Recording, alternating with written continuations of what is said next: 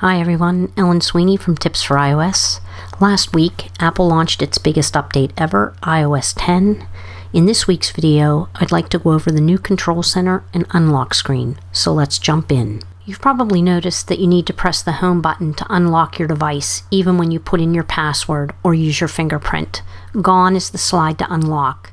If you find this a little bit of a pain, here's how to fix it.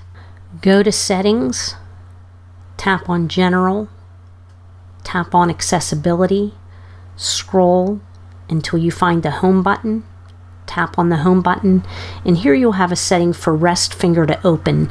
Make sure that that toggle switch is turned on, and then your iPhone goes back to acting as it did in iOS 9.3, that when you rest your finger on the Home button, the device will open. While still on the lock screen, you used to be able to see a small camera icon at the bottom right-hand corner, and you would swipe up to access the camera. Apple has made this much easier now. All you have to do is swipe to the left, and you can begin shooting. To access your Today screen, which Apple is calling the search page now, just swipe to the right from the lock screen, and here is where all your widgets live.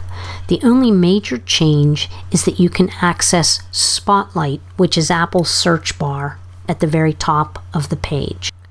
Let's move on to the Control Center. To access the Control Center, just swipe up from the bottom of your iPhone screen. Apple has divided the Control Center into panels which you can swipe through instead of having everything baked into one card. If you have an iPhone 6S or 7, which is this year's model, 3D Touch is available within the app buttons. Just push and hold one of the buttons and a menu should appear.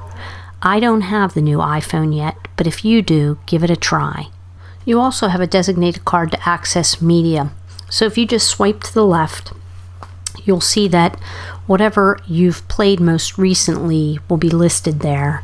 And if you see where it says System Capture, there's a little arrow. If you tap on that arrow, you'll have access to whatever devices you might use to play media, such as Bluetooth devices.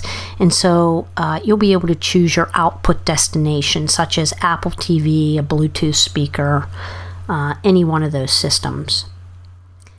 If you've set up HomeKit, which is Apple's home automation, you'll also have another card available for all of your home automation needs.